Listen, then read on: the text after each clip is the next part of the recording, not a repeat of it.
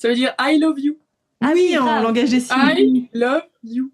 Ça, c'est trop mignon. Voilà. Ça va Tu fais complètement ça et ça veut rester. dire I love you, I love you. Voilà. Oui.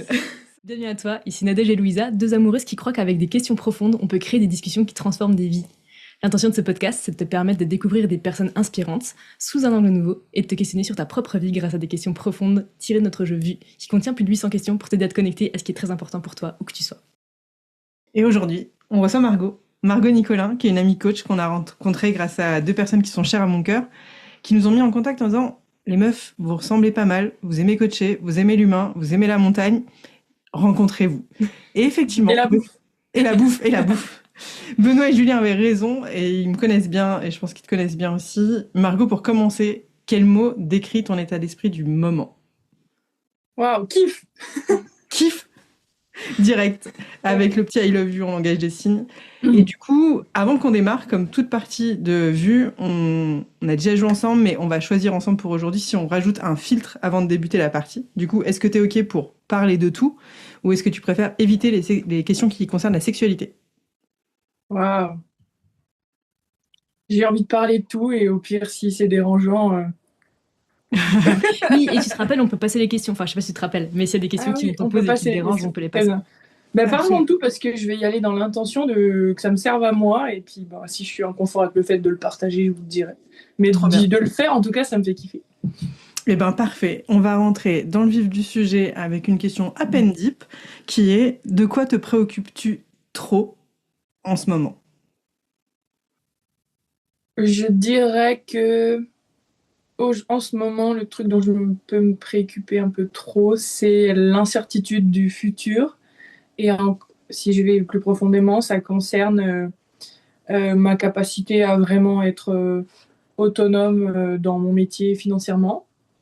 Et la préoccupation, elle est dans le fait que je visualise des moyens qui me permettront de l'être. J'en suis très proche, mais je suis pas sûre d'être pleinement alignée avec ces moyens-là. Et du coup, j'ai un peu de mal à voir en ce moment quels seraient les moyens qui sont vraiment alignés avec qui je suis et qui sont écologiques pour moi, qui pourraient aussi marcher. Donc, je tourne un peu dans ces sujets en ce moment et ça me préoccupe pas mal. Mais quand vous m'avez posé la question, je me suis dit, ben, en fait, je suis contente parce que je cherchais un truc gros, mais finalement, c'est pas énorme par rapport à l'an dernier, par exemple, si je compare à plusieurs moments. Et je me suis dit, tiens, je grossis le truc, mais en vrai, ça me préoccupe pas tant que ça. Mais si je dois choisir une préoccupation, c'est celle-là. Trop bien. Et du coup, quand tu dis par rapport à l'an dernier, est-ce que c'est le fait que aujourd'hui tu as avancé suffisamment dans ta vie pour que la plus grosse des préoccupations ne soit pas si grosse par rapport à d'autres moments de ton existence? Ouais, ouais, complètement. Parce que c'est un peu cette image de t'es sur la ligne de départ et t'as la finish line qui est super loin. Bah là, j'ai quand même bien avancé. Puis en fait, je me rends compte qu'il n'y a pas de finish line déjà, première chose. Et en plus, ouais, le fait d'avoir avancé m'a permis d'acquérir plus de clarté, bah, aussi plus d'alignement parce que je sors d'une phase de vie où j'ai vécu une espèce de mue. Donc j'ai dit au revoir même adieu à une part de moi, on va dire. Et cette phase était très insécurisante et instable parce que j'étais entre l'ancien et le nouveau. Et du coup, j'avais du mal à savoir comment j'allais y arriver, où aller, et est-ce que ça allait être possible. Et le fait de simplement avoir avancé m'a montré que, bon, en fait, je suis sur un chemin qui me plaît aujourd'hui et qu'en fait, à chaque fois, ça se dessine au fur et à mesure euh, que je pose des actions aussi. Et du coup, quand tu penses à ça, qu'est-ce que tu aurais envie de dire à la part de toi qui se préoccupe trop sur le sujet du moment? J'ai envie de lui dire que il peut y avoir de la beauté dans le fait de ne pas savoir et que justement, le fait de vouloir tout savoir à l'avance peut l'empêcher d'être créative et de vivre des trucs que son cœur voudrait qu'elle vive. Trop beau. Donc je dirais, fais-toi confiance, quoi. Il y a des choses qui peuvent émerger si tu leur laisses le droit de le faire. Trop bien. Et c'est beau parce que dans la première chose qui te préoccupe, c'est je sais que j'ai envie d'aller vers là, mais je me retiens par rapport à des modèles ou des manières de faire, et qu'en fait la créativité, qui est exactement la réponse et sûrement ce qui te préoccupe, est bloquée par le fait de se préoccuper, quoi. Mm, Trop bien. exactement. Je te passe la main. Prochaine question. Quel comportement vis-à-vis de la nourriture trouves-tu attirant chez un ou une partenaire? On a dit qu'on avait la bouffe en commun, donc... Un comportement vis-à-vis de la nourriture qui me plairait chez un partenaire. Que tu trouverais attirant, en tout cas. Attirant. Ouais, que je trouverais attirant. Ben, il y a un truc qui m'est venu, c'est le simple fait que ce partenaire voit la nourriture comme quelque chose de, comme un carburant sain pour le corps et qui, je sais pas, à la fois qu'il le valorise, ce que je veux dire qu'il y a une espèce de, comment expliquer ça? Pour moi, la nourriture, c'est un cadeau de la nature, quoi. Et donc, c'est quelque chose à apprécier pleinement et de le voir comme tel. Et du coup, je pense que ça m'attirerait de voir quelqu'un qui a conscience de la richesse que c'est et qui aime l'utiliser à bon escient pour lui, pour son corps, et qui prend plaisir à ça. Voilà, c'est le truc qui m'est venu. Et la deuxième chose qui m'est venue, c'est orienter la question du côté un peu mignon. Et là, qu'est-ce qui pourrait m'attirer? Ah ouais, si, je sais. Quelqu'un qui vraiment a des petites mimiques de je savoure, tu sais, en mode ah, c'est trop bon et tout. Quelqu'un qui prend le temps d'apprécier et qui le vit de manière émotionnelle et dans son corps et ça se voit sur son visage que ça lui fait kiffer, que ça lui fait du bien. Et même à l'inverse, en mode oh, genre comme ça, je pense que ça me séduirait un peu. Trop bien, j'aime trop l'idée. Next one. Eh bien, quel message aimerais-tu envoyer et à qui s'il n'y avait aucune conséquence? Ça peut être une lettre, ça peut être un mail, ça peut être une forme d'appel, mais si tu pouvais envoyer un message à quelqu'un, à qui ce serait s'il n'y avait aucune conséquence? Hmm.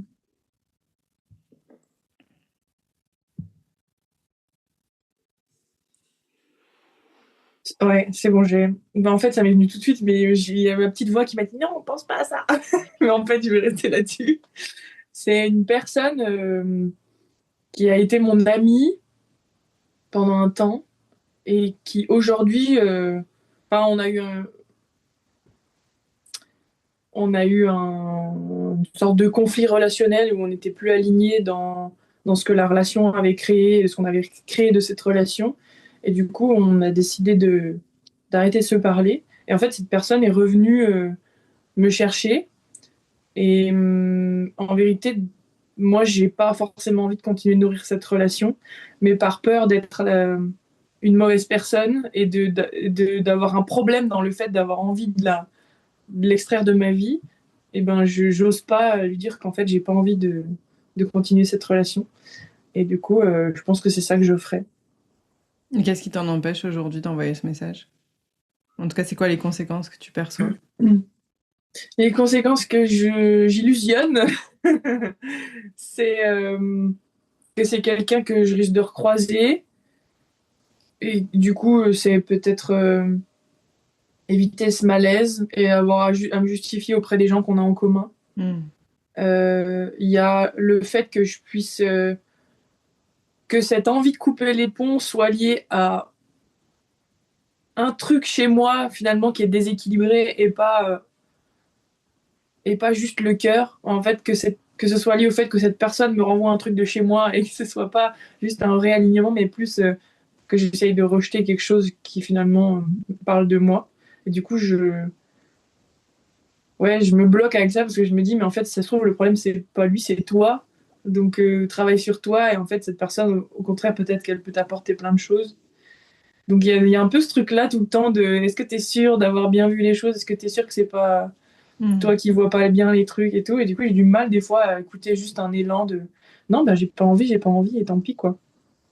Et est-ce que tu as l'impression que le fait de, on reviendra aussi sur ça, mais le fait de beaucoup travailler sur toi, d'aider les autres à travailler sur eux, ça peut t'empêcher des fois d'avoir ce truc un peu animal de bah, j'ai pas envie, et puis c'est tout, quoi, un peu capricieux.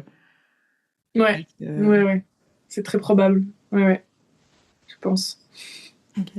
Et là, Louisa a un peu parlé du fait que tu aides les gens à travailler sur eux, mais est-ce que tu pourrais décrire très rapidement ton activité, ce que tu fais professionnellement en tout cas?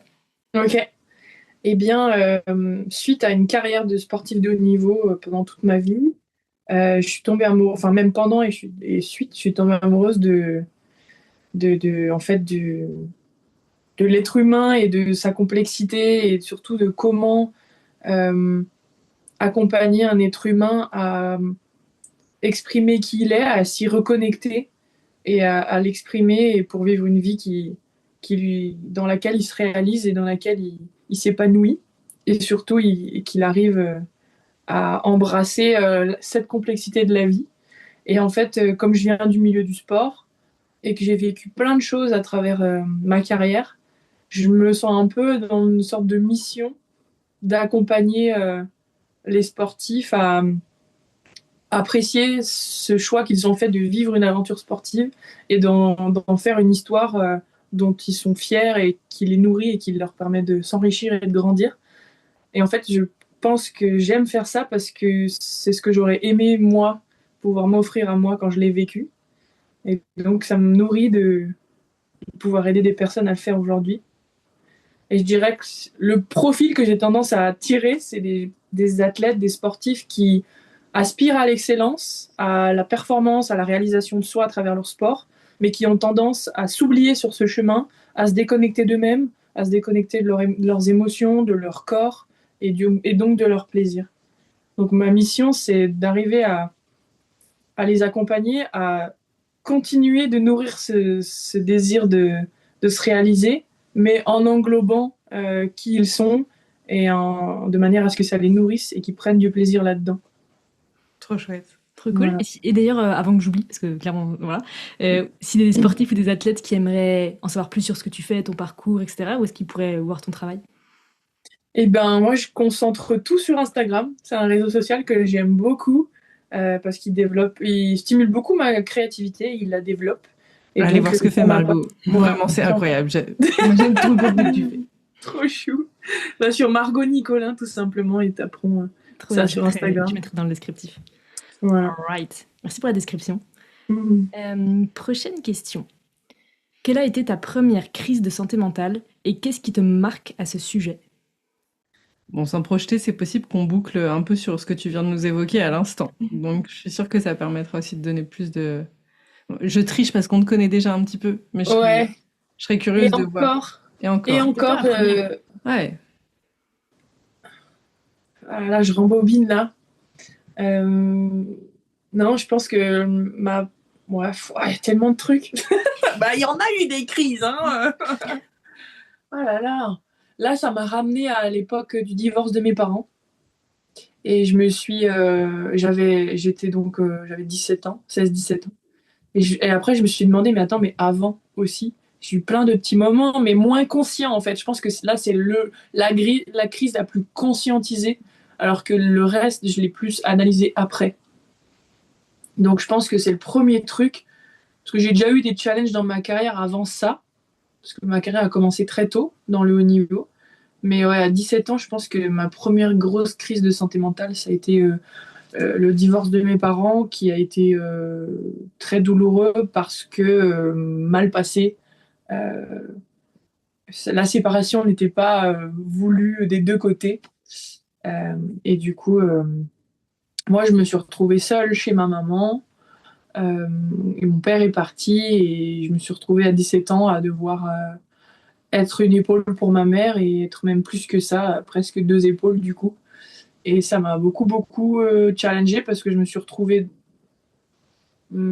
à être adultifiée, quoi. Je suis passée d'une enfant qui avait besoin de ses parents pour se développer à être une enfant qui a besoin d'aider sa maman à rester debout, tout en essayant de garder du lien avec son père et en même temps en étant en colère contre lui sans forcément lui montrer parce que j'avais peur que ma colère casse la relation et qu'il me quitte aussi.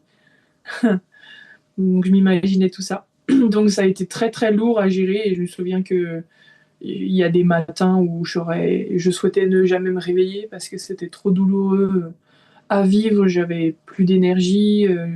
Et aller au lycée à cette époque, c'était une corvée, j'arrivais plus à me concentrer. Euh, J'étais en pleine recherche identitaire moi aussi. Mon sport était déjà bien assez challengeant. Donc, c'était pas un joli moment à vivre à l'instant T. Euh, mais je pense que c'est le moment qui a commencé à me forger et à nourrir aussi ce désir de comprendre pourquoi l'être humain souffre et comment il peut faire pour, au contraire, harmoniser ses relations et embrasser la souffrance pour créer quelque chose de nouveau avec. Et non pas la fuir parce que j'ai cru longtemps qu'on pouvait éviter de souffrir. Mais en fait, ça m'a mené à comprendre que la souffrance a son rôle aussi et qu'elle peut être très enrichissante. Voilà. Ça a posé les premières pierres, on va dire. Ouais, et c'est touchant parce que de voir à quel point la santé mentale pour toi c'est un vrai sujet aujourd'hui dans ce que t'amènes, dans le sport, etc. Et de voir que de l'avoir vécu dans un endroit où on peut se sentir protégé de base, qu'est la famille, te permet aussi de dupliquer le modèle pour plein d'autres gens et de vraiment les comprendre en disant bah oui, tu l'as vécu dans le sport, mais pas que. Et de l'avoir vécu plusieurs fois fait que ben c'est encore plus simple pour toi de ouais, d'avoir cette empathie, je pense qui est nécessaire dans le métier de coaching pour l'autre sans être dans ce truc de je plonge dans ta douleur, mais en tout cas dans une empathie profonde, quoi. Et c'est ce qu'on ressent chez toi aussi. Vous, je peux vous poser la question du coup? Ouais, Je suis carrément. hyper curieuse de savoir quelle a été votre première crise identitaire aussi, santé mentale. Tu veux commencer? Je prends le temps. Ok.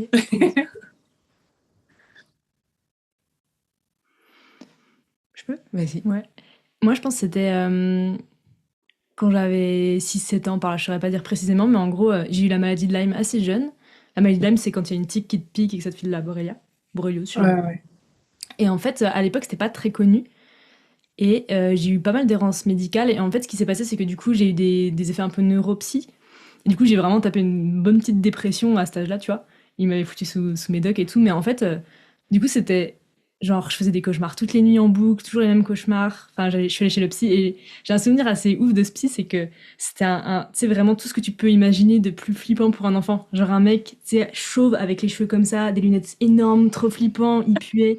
Et en plus, il était en pantalon velours brun et ses murs étaient en tapisserie brune. C'était très bizarre. Voilà. Et du coup, en fait, je vais chez ce gars et c'est ouf parce que je pense que j'ai tellement peur d'aller chez lui que du coup, je vais très vite mieux rapidement. Et je saurais pas te dire s'il s'est passé des trucs spécifiques. Tu vois, je me rappelle pas. Ouais. Je sais pas s'il m'a dit des trucs. Je me rappelle pas ce qu'il m'a dit. Je sais qu'il me disait, bah, dessine ce qui se passe, tu vois. Et peut-être qu'il a été super bon psy et que juste je m'en rappelle pas. Mais tout état de cause, j'ai dû faire 1-2 séances grand max, tu vois. Et après, j'étais genre, non, mais maman, c'est bon, j'ai plus besoin. On va plus chez le psy. Tu vois. Et donc, j'allais plus chez le psy. Voilà, le souvenir de la crise de santé mentale, moi, c'était ça, quoi. Magique. Moi, je pense que la santé mentale, la conscience de la santé mentale, en tout cas, et de me dire c'est douloureux, c'est assez tardif. Après, ce qui m'est venu là, c'est un peu, c'est parce que je pense que tu as utilisé le mot crise identitaire, et je pense que ado, j'ai eu un petit côté rebelle dans le look et les croyances, etc. Et donc, du coup, je pense que il y avait besoin d'extérioriser cette sensation de se sentir différente au travers de être un peu dans les groupes un peu différents. J'étais dark, hein, vraiment. J'ai eu tous les looks, dont la période à laquelle je pense, un peu en troisième, où je suis... c'était un besoin d'avoir de l'attention, tu vois, je pense, sous une forme, et en même temps de marquer ma différence. Et je pense que j'ai des comportements de scarification, de choses comme ça, tu vois, où j'ai besoin de ressentir les choses, quoi, de vivre la douleur, d'extérioriser des choses. Mais à ce moment-là, je le vis pas mal, tu vois. Genre, c'est le regard de l'autre qui me dit, ah, t'es censé souffrir quand tu fais ça. Mais moi, je ressens pas la douleur à ce moment-là. Et je pense que la plupart de mes crises de santé mentale sont conscientisées au moment où c'est l'autre qui me dit, bah, normalement, quand tu fais ça, c'est que t'as mal, tu vois. Bah, je suis, bah non, enfin, tu vois, c'est normal la douleur, tu vois. Et ça fait partie du game. Et je pense que ça, je le comprends très tôt. Et du coup, la santé mentale, j'en prends conscience quand c'est en miroir, quoi. Wow. Donc, ce qui me Ça, marque, moi, c'est que j'ai besoin de la limite de l'autre et du regard de l'autre pour conscientiser que c'est douloureux. Alors que toute seule, j'ai pas wow. mal, quoi. Ah ouais, c'est impressionnant ça. Là, je sais pas pourquoi j'ai envie de t'imaginer en tant que sportive et j'imagine à quel point t'aurais pu aller repousser tes limites, quoi, avec cette capacité de presque Wolverine à pas sentir limite et à, Mais en fait, à partir du moment où j'ai l'autre, tu vois, et puis je pense que dans le sport, tu vois, tu peux vite avoir ça quand t'as de la compétition, de la comparaison ou des choses comme ça, tu peux vite l'avoir. Donc je pense que ça s'est pas senti, et pourtant j'ai fait des sports co, mais encore une fois, tu vois, j'étais la seule meuf dans une équipe de mecs. Enfin, il fallait suffisamment une différence pour que ça me Hmm. marque autrement. Ok. Ouais. Donc j'allais chercher de la douleur, je pense, sous d'autres formes. C'était plus une douleur identitaire, de moquerie, de choses comme ça. À ce moment-là où, voilà, t'as les cheveux longs qui dépassent de la casquette, c'est pas normal, tu vois. Donc je me Mhm. suis coupé les cheveux.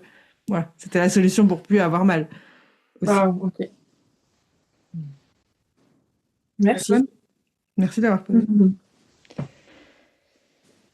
En quoi pourrais-tu être libéré par la mort de tes parents s'ils sont encore vivants? T'as le droit de passer, hein, si jamais. On rappelle. Oh, purée.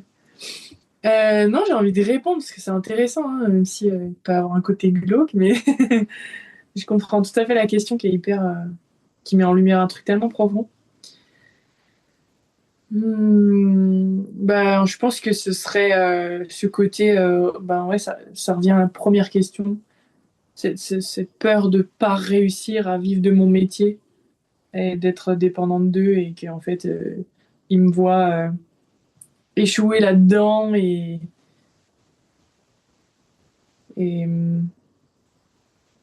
ouais, je pense que c'est un peu ça. En même temps, tout de suite, je me dis, oui, mais attends, une autre porte qui s'ouvrirait, tu ferais autre chose, donc il verrait une autre réussite et machin. Donc je vois autre chose, mais je sens qu'il y a quand même ce poids-là. Et que s'ils étaient plus là, ben, je pense que j'aurais plus peur de pas y arriver, parce que de toute façon, il reste plus que moi et ma vie. Mes frères ont pas un regard assez impactant sur moi pour juger ça, et on n'a pas ce lien encore d'aide ensemble, donc je pense qu'il y a ça. Hmm, ouais, ouais.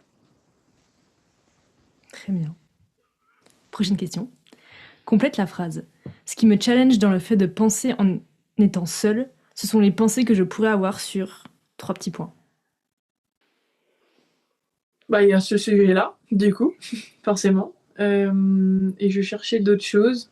Donc, il y a le sujet de voilà, développer assez mon activité pour en vivre, ou celle-ci ou autre chose, mais ouais, vivre de quelque chose qui me plaît, qui m'offre un rythme de vie qui me nourrit et qui me permet de gagner juste assez d'argent pour faire vivre la vie qui me plaît. Et puis, les autres sujets qui me challengent, auxquels je pense quand je suis seule, euh, ça peut être l'amour. Ma relation à l'amour, au couple, et voilà. Et, et après, à des sujets liés à mon corps, des deux, trois petites choses chez moi que je perçois pas harmonieuses dans ma santé, où je me dis, ça dit quelque chose de toi, c'est pas harmonieux, donc il y a encore un dossier que t'as pas résolu. Et donc je peux repenser à ça. Je pense que c'est les trois gros sujets actuels. Et c'est des choses que tu prends du temps pour y réfléchir en conscience, ou tu vas peut-être le faire, mais pas seul, ou c'est des choses que tu mets de côté en mode, bon, voilà, ça me challenge, ou au contraire, tu fais face clairement. Non, je fais face aux trois.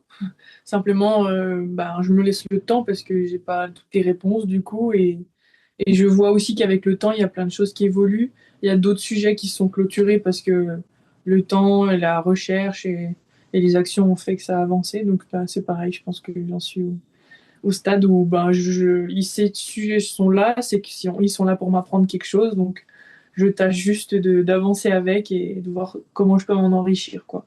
Trop bien. Et je pense que ça peut être aussi un apprentissage pour les gens qui nous écoutent, tu vois, de se dire, effectivement, les trucs que je vais avoir tendance à éviter, ou voir que ça revient quand je suis un peu dans des moments plus introspectifs, plus solitaires. ne demande pas d'être résolu absolument de suite, quoi. C'est pas parce que c'est là Mhm. que ça demande d'être le chantier du moment et de te dire que des fois le temps fait le truc et d'avancer en conscience sur prendre des moments et prévoir des moments dans le futur veut pas dire que tu repousses et que tu les mets de côté ou sous le tapis, quoi.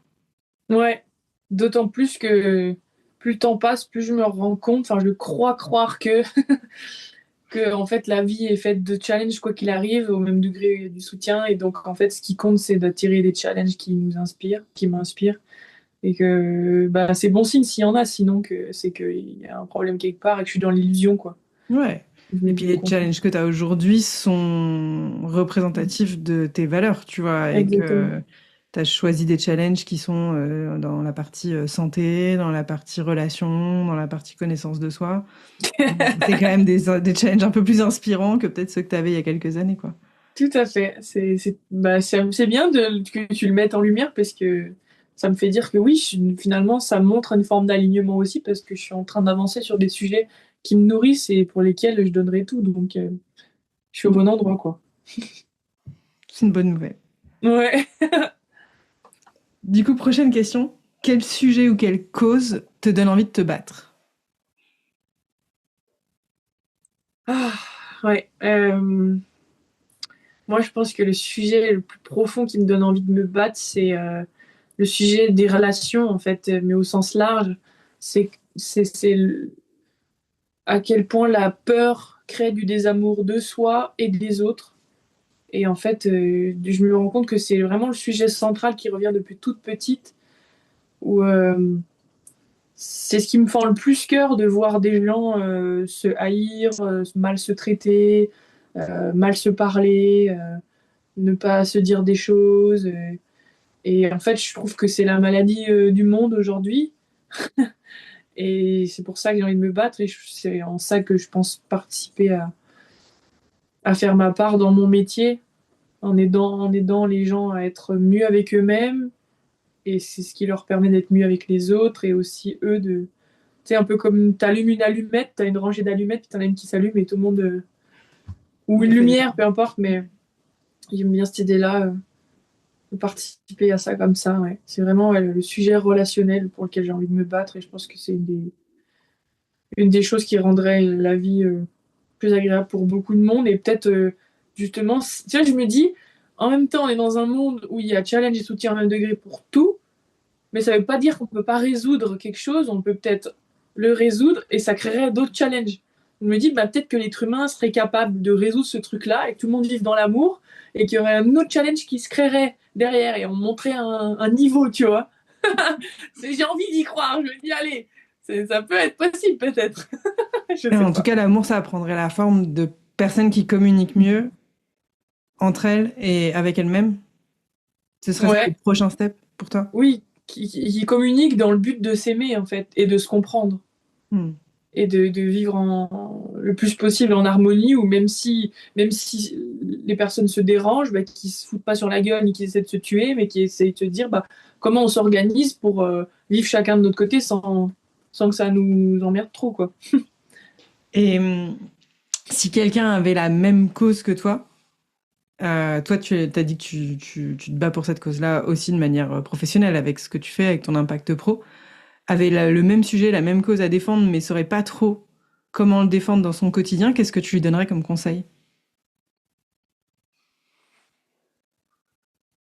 Je lui dirais d'aller explorer son propre monde intérieur pour déjà faire la paix avec tout ce qu'elle est, il ou elle est, euh, de manière en fait à ce que puisqu'elle a créé de l'amour dans ce qu'il ou elle est,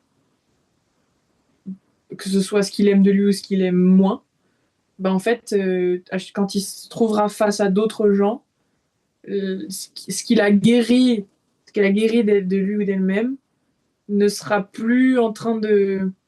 Enfin, ce qui était mal perçu avant ou mal aimé ne sera plus en train de rebondir sur les autres. Et du coup, ça lui permettra d'être plus dans l'amour avec les autres. Trop bien.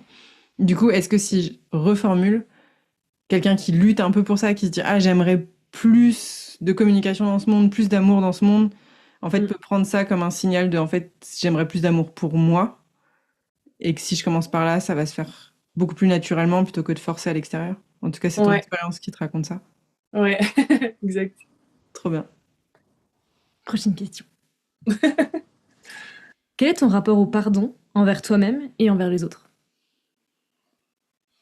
Bah, mon rapport au pardon aujourd'hui, c'est que avec ce que j'ai appris, étudié grâce à mon métier, je me rends compte que bah, tout ce qui arrive comporte l'opportunité du pire comme du meilleur, et qu'en fait, l'idée, c'est d'arriver à voir les deux. Et pour moi, pardonner, c'est une conséquence en fait d'avoir vu en quoi ce qui a été difficile à vivre m'a enrichi et m'a apporté. Et du coup, ça rejoint l'idée en fait, de gratitude. Derrière, il y a un stade encore plus profond qui est la gratitude. Pour moi, le pardon, il y a presque encore une charge, en fait, finalement, je suis en train de me dire. Et, pardonner, c'est la première étape. Pour moi, ça fait écho à une décision de, bon, ben, je vois ça comme un problème, et ben, je décide que ça ne le soit plus. Pour moi, le pardon, c'est plus la décision de quelle énergie je mets dans ma vie. Et le stade au-dessus, c'est, ben, en fait, merci. Merci à la vie de m'avoir amené ça. Merci à telle personne de m'avoir permis d'expérimenter ça à travers la relation. Ça a été difficile, mais grâce à ça, j'ai vu ça, ça, ça, ça. J'ai appris ça, ça, ça sur moi. Et ça m'a enrichi et ça m'a permis d'avancer et de faire évoluer des trucs chez moi. Et voilà. Et que j'en avais besoin, en fait, parce qu'il y a une part inconsciente de moi qui l'a presque appelé, quoi. Donc, j'ai pas de mal à pardonner aujourd'hui. Enfin, je crois pas. Et envers toi-même non plus? C'est facile aussi de pardonner à toi?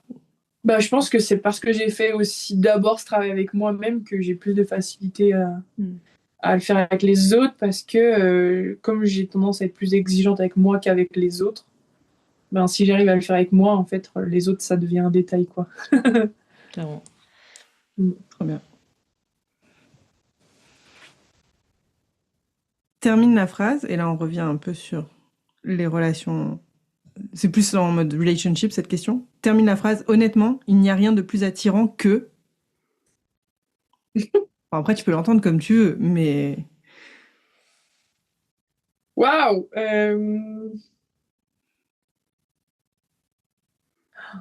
Ouais. Honnêtement, il n'y a rien de plus attirant que quelqu'un qui te regarde droit dans les yeux, en te souriant et en fait disant sans le dire avec les yeux qu'il t'aime, quoi, qu'il est en train de d'apprécier qui tu es. Et ouais, je pense que c'est ça.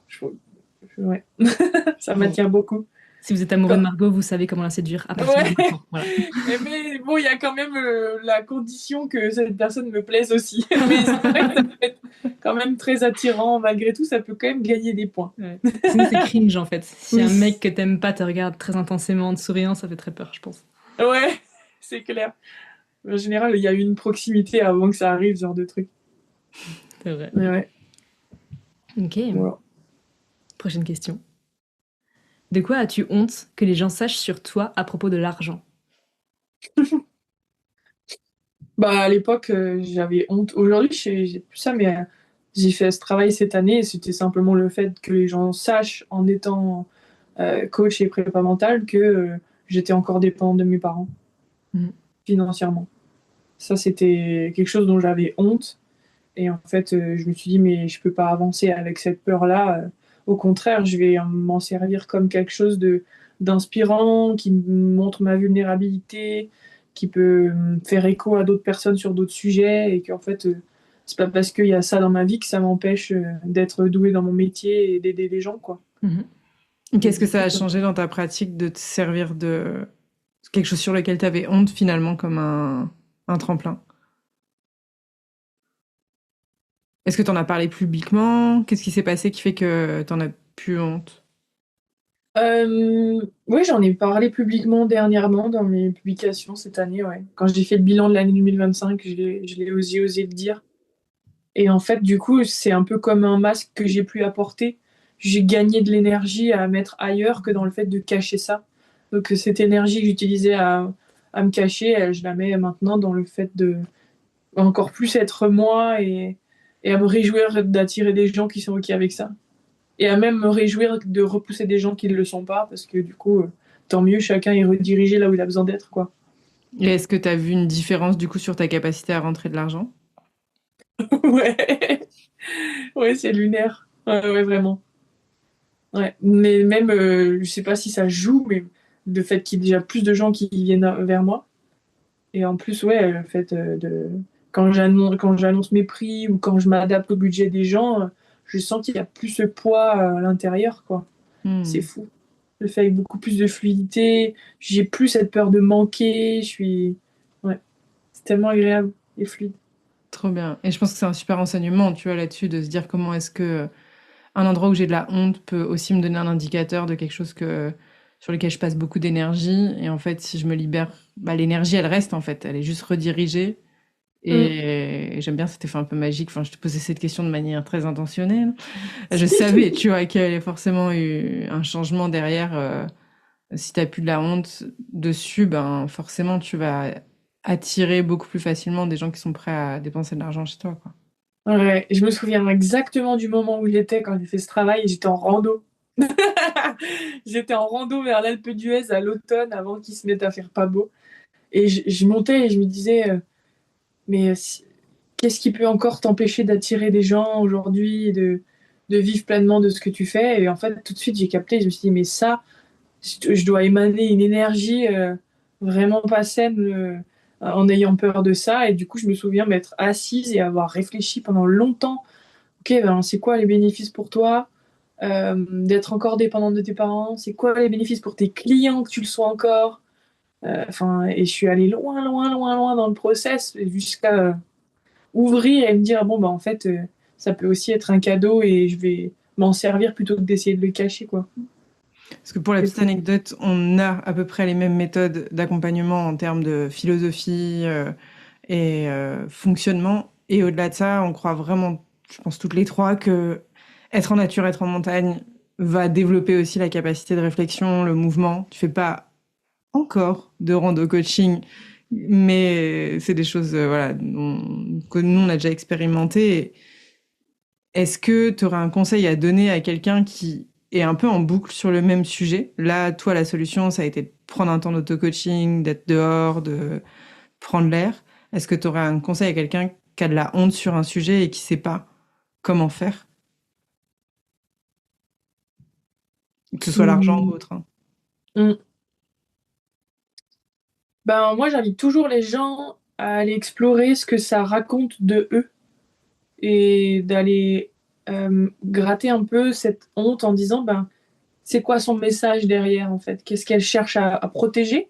En quoi elle est utile pour ces gens-là? En quoi elle est utile pour nous, quoi? Qu'est-ce qu'elle cherche à protéger? Et quand on a pu voir tout ça, c'est se dire, bah tiens, maintenant que j'ai tout le décor, ben, est-ce que vraiment c'est la chose la plus écologique que je peux faire aujourd'hui et aligner avec mes valeurs, ou est-ce qu'il y a autre chose qui est possible, quoi? Trop Donc, bien. ouais, j'irai voir ça. Et après, ouais, le dernier truc, c'est d'aller voir, au pire du pire, ben, si cette honte se produit, c'est quoi pareil, le bénéfice pour soi, pour les autres. C'est d'aller creuser qu'est-ce qu'elle redoute le plus et si ça se passe, en quoi en fait c'est un cadeau. Je pense qu'une fois que tu as ouvert tous les verrous, après, le libre choix s'ouvre, quoi. Merci pour ce conseil parce que je sais pas si les gens le prendront à la hauteur de sa valeur, mais il peut être vraiment libérateur, quoi. Mhm. C'est mon tour? Je crois, ouais. C'est mon tour. Quels sont les moments où tu ressens un profond sentiment de gratitude envers la vie? Et ça, je sens qu'il va y en avoir quelques-uns parce que je pense que c'est quelque chose que tu cultives beaucoup au quotidien. Ouais. Si vous suivez Margot sur les réseaux, vous le saurez.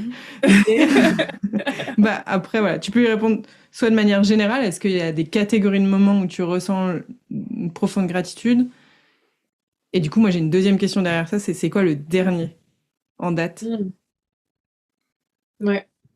Bah, les moments dans les différentes catégories de vie, c'est quand je suis en montagne, dans la nature, je me branche à la beauté du paysage, à, à cette nature qui fonctionne dans un ordre si harmonieux et parfait. Et ça me bouleverse, quoi. Ça m'inspire et je me sens chanceuse de pouvoir le vivre et de le voir et de le ressentir.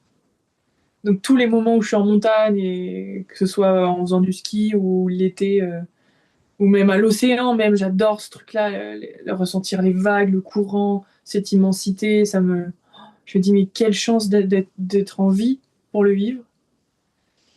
Donc il y a ça. Il y a après tous les moments où je connecte profondément avec des gens que j'aime. Donc aujourd'hui est mon dernier moment de gratitude avec vous, en fait, je suis en train de me dire. Ouais, ça je me dis que c'est une grande richesse. Il y a une carte que j'aime beaucoup dans Vue, qui dit à peu près un truc du genre, ben, dans quel domaine de vie tu peux ressentir de la richesse aujourd'hui. Et j'y ai joué l'autre jour avec un ami quand on montait en ski de rando sur les monts Jura. Et cette carte est sortie. Et c'est vrai qu'un des trucs que j'ai dit, c'est en fait les relations, le fait ouais, d'avoir des gens dans ma vie avec qui je peux avoir des connexions profondes, des moments de joie, des moments de folie. Voilà. Tous les moments de rire sont des moments de grande gratitude pour moi. Le dernier en date, c'est un fou rire avec ma maman qu'on a eu à la maison l'autre jour en faisant les andouilles.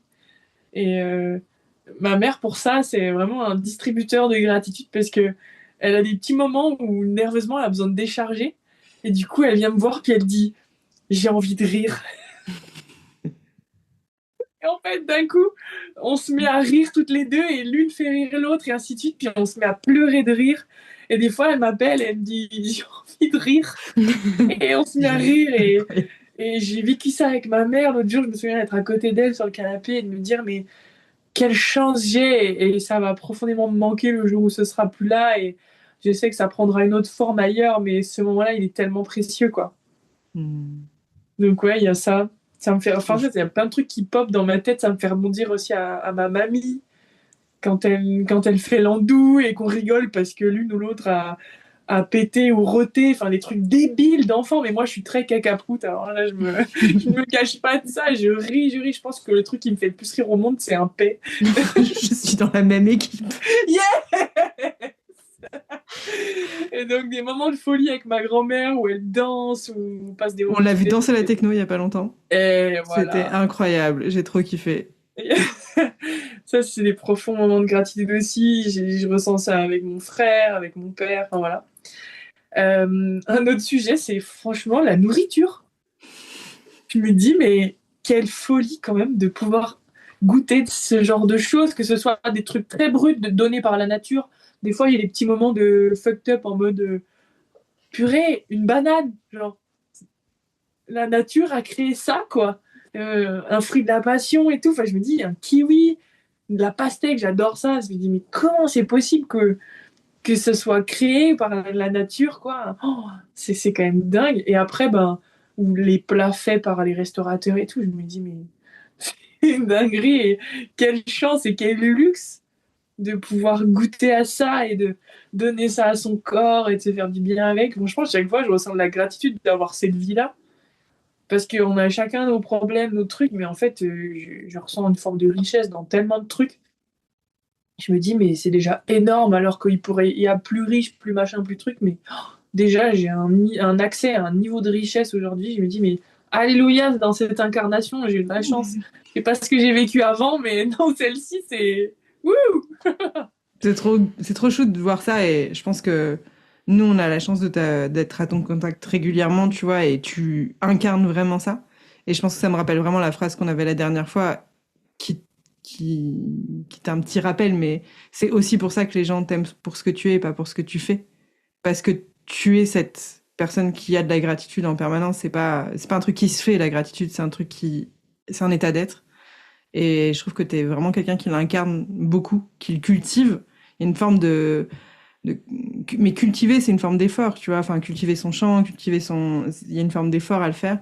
Mais je pense que toi, t'es quelqu'un qui l'incarne et j'ai jamais été coachée par toi, mais je suis à ton contact régulièrement et je pense que les gens qui sont coachés par toi le voient aussi parce que il y a ce truc de, comment est-ce que je peux voir où est-ce que c'est chouette la vie, quoi. Et oui, ça peut être douloureux parfois, mais il y a aussi tellement d'endroits où ça peut être trop cool.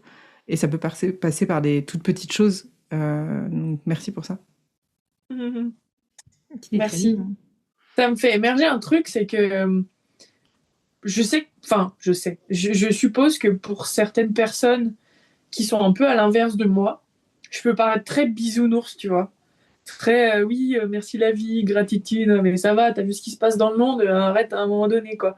Il peut y avoir ce truc-là et ça m'a fait émerger, du coup, cet auto-jugement de. C'est vrai que j'ai tendance à, bah, en fait, à m'exposer uniquement aux choses qui vont me faire du bien, ou quasi uniquement, et à traiter, bah, du coup, les challenges qui en ressortent, et à mettre de côté, en fait, tous les trucs sur lesquels j'ai pas de contrôle et qui pourraient être anxiogènes, type la politique, bah, justement, la situation mondiale, etc. C'est pas que je regarde pas du tout et que je m'en fiche, c'est juste que je me dis, m'y intéresser, qu'est-ce que ça nourrit chez moi? Et moi, comme j'ai pas de valeur qui fit avec ça, ben, je m'en extrais quasi totalement et je reste un peu au courant des choses juste nécessaires. Mais en fait, du coup, forcément, comme mon cerveau voit que des choses qu'il aime et que je l'ai entraîné à se focaliser là-dessus, bah, j'ai l'impression de vivre une vie beaucoup plus douce que tout le monde. Enfin, tout le monde, que ces gens qui regardent ça, simplement parce que je dirige mon attention là où c'est chouette et puis que je gère les challenges qui ressortent de ce côté-là, quoi. Ouais, je pense que c'est important de le préciser, que c'est pas en mode cuicui les petits oiseaux, tu vas pas te transformer en Blanche-Neige, mais c'est juste un choix de où est-ce que tu mets ton attention et où est-ce que tu as du contrôle. Et encore une fois, je pense que c'est très en lien avec enfin, toi, la cause sur laquelle tu as envie de te battre, dont tu parlais tout à Mm. l'heure, qui est mettre plus d'amour dans le monde, avoir de meilleures communications. Bah, c'est plus facile quand tu te focuses sur qu'est-ce qui respire l'amour que qu'est-ce qui respire la peur, la guerre, la violence. Mais ça n'empêche pas de savoir que ça existe, ça n'empêche pas de faire ton colibri sur le sujet. Mm. Et pour autant, derrière cette culture de la gratitude, j'ai l'impression qu'il y a un peu, des fois, un truc de oui, mais si je me concentre que sur les chouettes choses, après je vois plus. Bah oui, c'est possible que tu vois moins, mais du coup, c'est quoi l'impact? Comment tu vas être cette petite flamme qui va en allumer d'autres? Depuis quelle énergie tu vas le Mm. faire? Et je trouve que Ouais. c'est important de le préciser aussi. Ouais, et je me dis aussi que les personnes pour qui le combat, c'est d'aller sur le front dans les trucs durs, bah, ils vont le faire, ils vont faire cette mission-là, et moi, je vais rester dans ma mission avec ceux qui ont bien envie à ce moment-là d'allumer leur lumière, quoi. Mm. Donc, je vois aussi une sorte d'harmonie là-dedans, Mm. et je pense que c'est intéressant de le partager pour compléter cette vision de juste la gratitude. Je pense que c'est un grand tout, et je pense juste répondre à mon élan de vie et à un peu ma mission et ce que je suis venue incarner ici. Et on peut pas être partout, donc j'essaie d'être là où je me sens la plus utile au monde, quoi. Mm. Trop bien. Voilà. Merci pour ce message. Et je vois l'heure qui tourne, donc je vais faire la meuf chiante et je vais te proposer de tirer la dernière carte de Oh vie. non, déjà! Mais t'inquiète, après on fera peur, on a une petite conclusion, tranquille, on se Aïe, quitte pas aïe, tout de suite, tout de aïe. suite. Trop bien. Dernière question de vue. Qu'est-ce que ton toi plus jeune ne croirait pas sur ta vie sexuelle aujourd'hui? Waouh. T'as le droit de passer la dernière si t'as pas envie Non, d'y répondre. je l'adore, franchement, c'est un sujet hyper important. Ben, du coup, pour le contexte, j'ai envie de partager ça parce que je pense que ça peut grave servir. La sexualité, ça a été un sujet dans ma famille qui n'était pas un sujet, du coup. On n'a pas, il y avait pas d'interdiction et non, pas non plus de sujet à fond dessus. Du coup, j'ai pas trop été éduquée à ça. Et en fait, quand j'étais gamine, j'avais vraiment une éducation liée à ce que je percevais à l'extérieur. Et du coup, une éducation très bancale, quoi, qui a créé plein de peurs. C'est-à-dire que je me souviens quand j'ai eu mon premier vrai copain à 15-16 ans, j'ai eu plein d'amoureux avant, mais là, c'était vraiment, ça ressemblait à un premier grand amour. Et ben, j'avais extrêmement peur de faire l'amour avec lui. Et je me souviens avoir développé des excuses, des trucs. Je me souviens avoir eu la mononucléose et lui avoir dit ah je peux pas, j'ai la mononucléose, tu vois. Parce que j'arrivais pas à lui dire que j'en avais peur, que j'étais pas prête, parce qu'en plus j'avais plein d'idées de ce que ça devait être, j'étais pas à l'aise avec mon corps, etc., etc. Et cetera. Et du coup cette petite Margot là se disait mais oh, c'est tout un monde de faire l'amour et je vais jamais y arriver et je vais jamais être à la hauteur. Enfin, il y avait vraiment ce truc là quoi. Et donc, elle serait hyper, hyper heureuse de voir qu'aujourd'hui, j'ai construit ma manière de voir les choses, ma manière de le faire tel que je l'aime, et qu'en fait, ça peut être très libre, ça peut être très doux, ça peut être très drôle, très créatif, très respectueux aussi, ça peut prendre son temps, ça peut être aussi pas forcément que ce qu'on croit, ça peut prendre plein de formes différentes. Et je pense que ça lui ferait du bien de voir ça. Et en ça, je suis très fière d'avoir pris mon temps aussi pour développer tout ça. Et de mettre. En fait, ma peur a pu me protéger.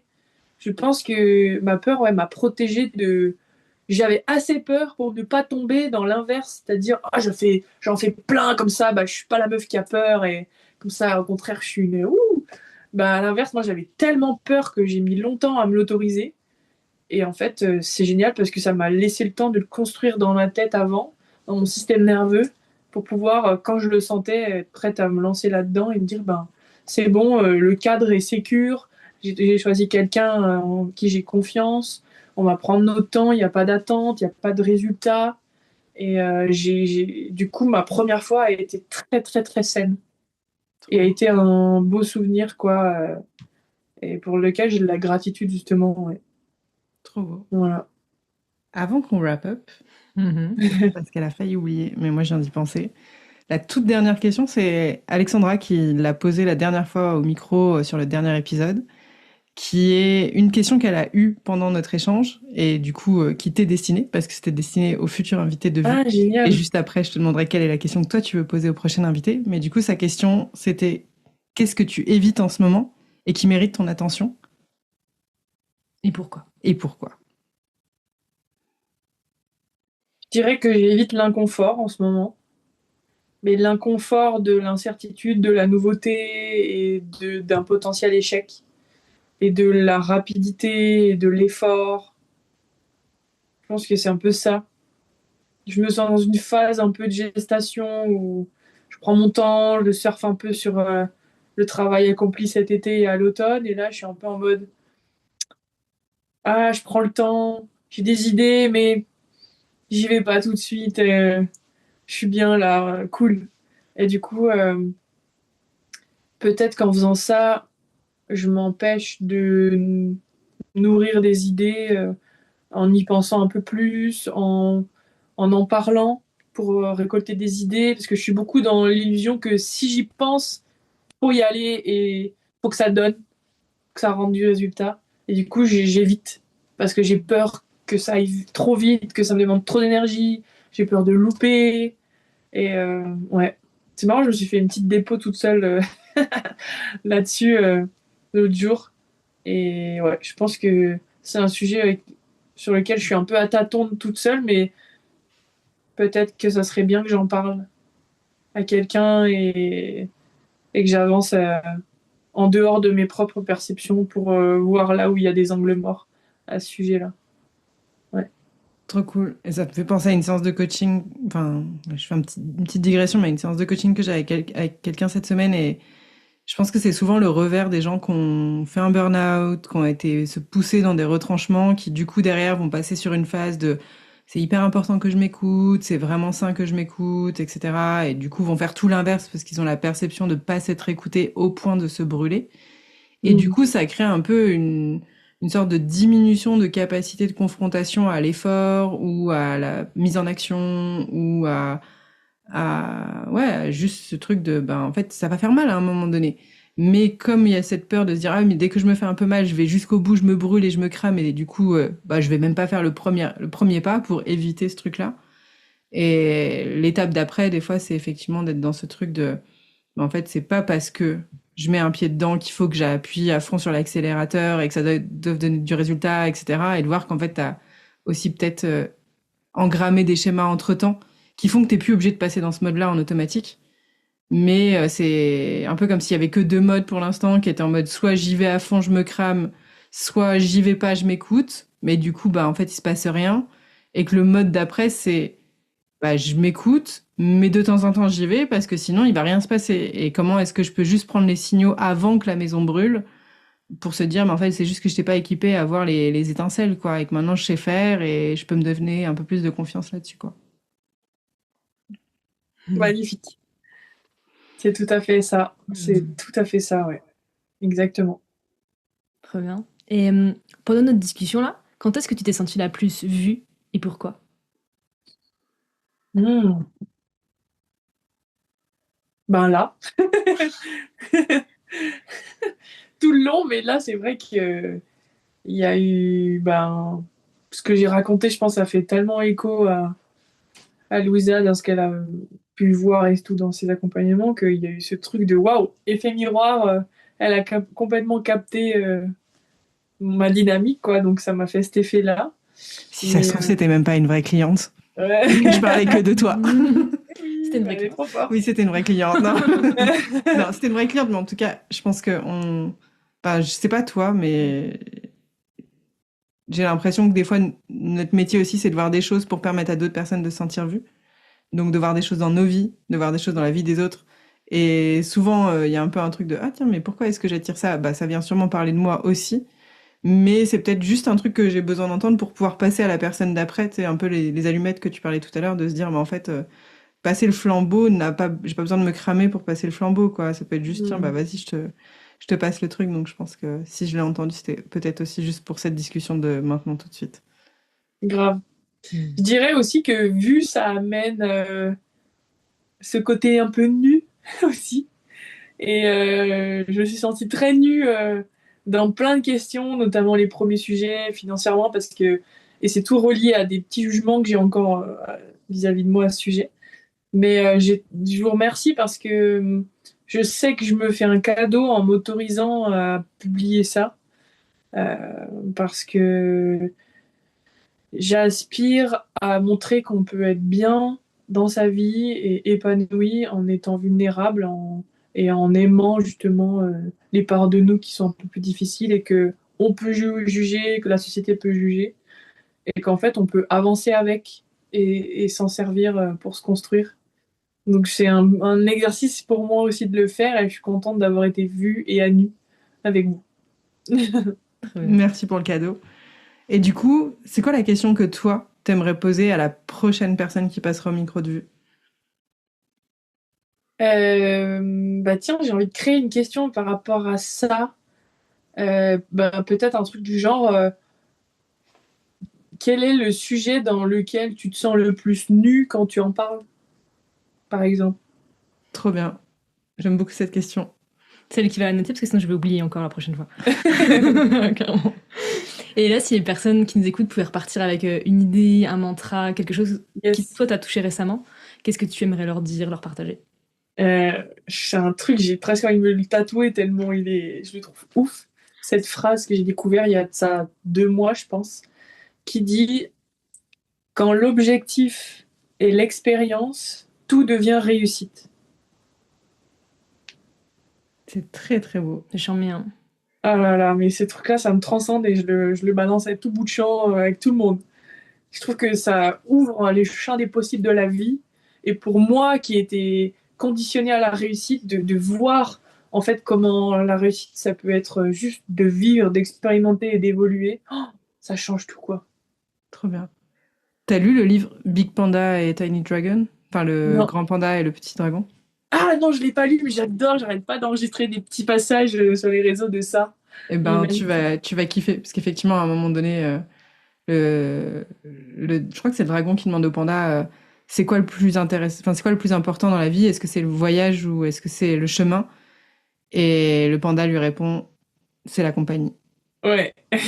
Merci de Je l'ai- représenter ça parce que pour nous, tu fais partie des personnes qui sont la compagnie, le chemin et le voyage en même temps. Donc, c'est trop cool. Ah là là.